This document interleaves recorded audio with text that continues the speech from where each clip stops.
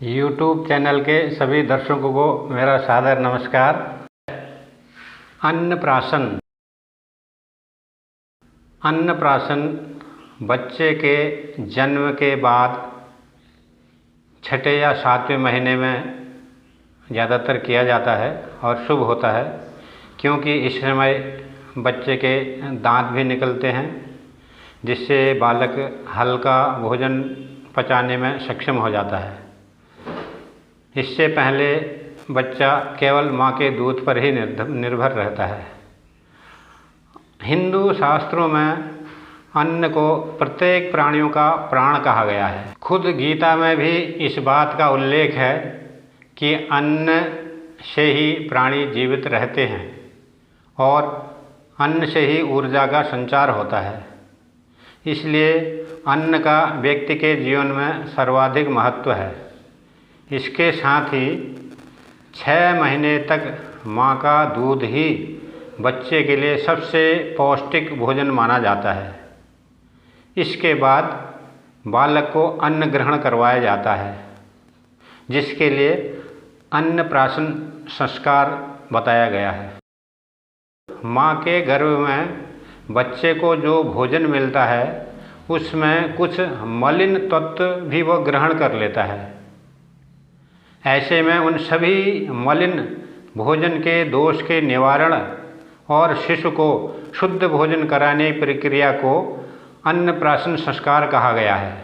अन्नप्राशन संस्कृत के शब्द से बना है, जिसका अर्थ है अनाज का सेवन करने की शुरुआत। इस दिन बच्चे के माता पिता पूरे विधि विधान के साथ बच्चे को अन्न खिलाते हैं। कहा गया है कि अन्नाशनान्यात गर्भे मलाशाली शुद्धयति, अर्थात माता के गर्भ में रहते हुए बालक में मलिन भोजन के जो दोष आ जाते हैं उनका नाश हो जाता है अन्नप्राशन से। अन्नप्राशन शुभ मुहूर्त में देवताओं का पूजन करने के पश्चात माता पिता समेत घर के बाकी सदस्य भी सोने या चांदी की चम्मच से मंत्र जाप के बाद बच्चे को खीर चटाते हैं। मंत्र है शिवो ते स्त्राम व्रीहि व्यवाव बलाशावदो मधो यतो यक्षम विबाधेते एतो मुच्यतो अंशः, अर्थात हे बालक, खीर तुम्हारे लिए बलदायक तथा पुष्टिकारक हो, क्योंकि ये वस्तुएं यक्षमा नाशक हैं तथा देवान्न होने से पाप नाशक हैं। अन्नप्राशन संस्कार के अंतर्गत देवताओं को खाद्य पदार्थ खीर निवेदित करके बच्चे को खीर खिलाने का विधान बताया गया है। अन्न ही मनुष्य का स्वाभाविक भोजन है, उसे भगवान का कृपा प्रसाद समझ करके ग्रहण करना चाहिए। अन्नप्राशन में बच्चे को पहला निवाला खिलाने के बाद घर के अन्य सदस्य भी बच्चे को अन्न खिलाते हैं, दुआएं देते हैं और बच्चे के लिए उपहार भी लाते हैं। इस दौरान बच्चे के सामने कुछ सामान रखा जाता है, जिसको कि बच्चा देखता है और छूता है या पकड़ता है। जैसे बच्चे के सामने मिट्टी, सोने के आभूषण, कलम, किताब, खाना आदि विभिन्न चीज़ें रखी जाती हैं। तो जिनमें से बच्चा जिस पर सबसे पहले हाथ रखता है उसी से उसके भविष्य का अंदाज़ा भी लगाया जाता है, ऐसी मान्यता है। रखने के बाद अगर बच्चा सोने के आभूषण पर हाथ रखता है तो माना जाता है कि वह भविष्य में धनवान बनेगा।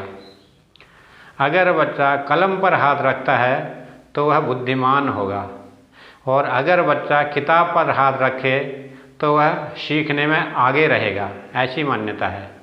और अगर बच्चा मिट्टी पर हाथ रखे तो उसके पास संपत्ति होगी।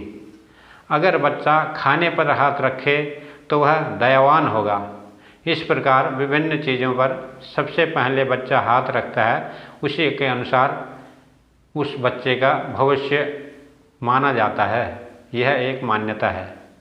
तो इस प्रकार बच्चे का अन्नप्राशन संस्कार शुभ मुहूर्त में सबसे ज़्यादा अच्छा शुक्ल पक्ष में सोमवार, बुधवार, बृहस्पतिवार और शुक्रवार को माना गया है। तो शुभ मुहूर्त, शुभ तिथि, शुभ वार, शुभ दिन में बच्चे का अन्नप्राशन संस्कार करना चाहिए विधिवत, जिससे बच्चे के भविष्य में आगे सफलता प्राप्त हो और बच्चा बुद्धिमान, ज्ञानवान, ऊर्जावान और धनवान बने।